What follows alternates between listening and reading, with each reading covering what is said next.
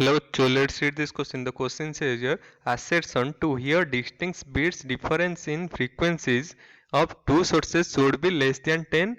Reason क्या है? Reason है more the number of beats per second more difficult to hear them. तो यहाँ पर क्वेश्चन हमारा क्या है? क्वेश्चन ये है कि जो assertion to hear a distinct difference in the frequencies of two sources should be less than 10. तो यहाँ पर reason में है कि more the number of beats per sound more the difficult to hear them. तो यहाँ पर हमें बताना है कि यहाँ पर जो करंट स्टेटमेंट है इनमें से कौन है. तो अकॉर्डिंग टू हमारा अकॉर्डिंग टू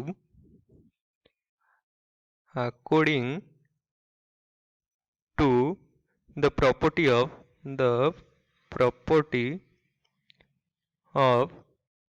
persistence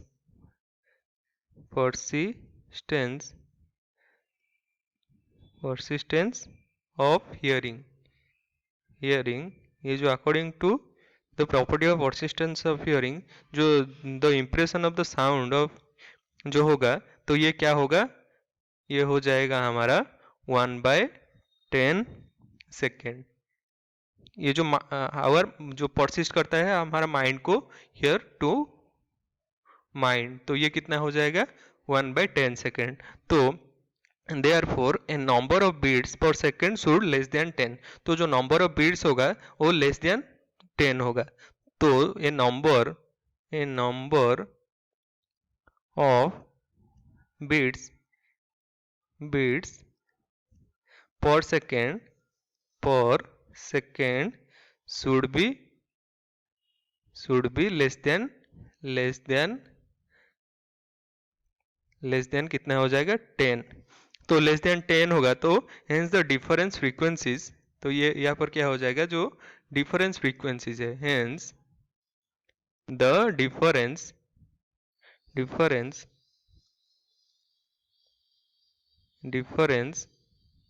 फ्रीक्वेंसीज जो होगा, difference in frequencies of to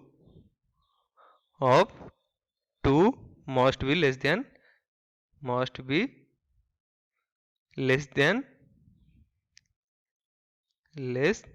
10.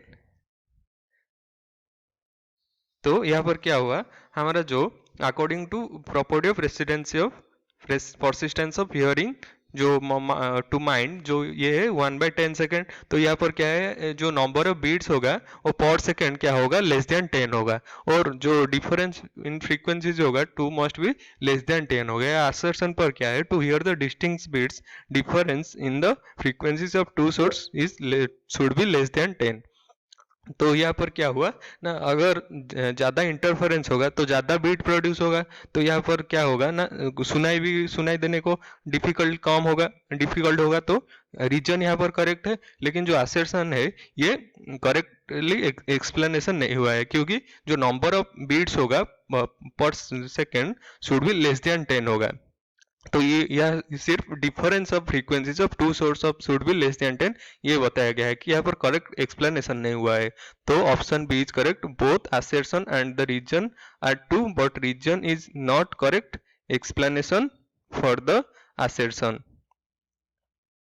तो क्वेश्चन में है कि assertion to hear the distinct difference in the frequencies of two source should be less than 10. रीजन क्या है, more the number of beats per second more difficult to hear. तो यहाँ पर क्या हुआ जो रीजन है वो करेक्टली एक्सप्लेनेशन नहीं हुआ है, जो assertion हमारा एक्सप्लेनेशन हुआ है. तो option B is correct. Hope you understood it well. Thank you.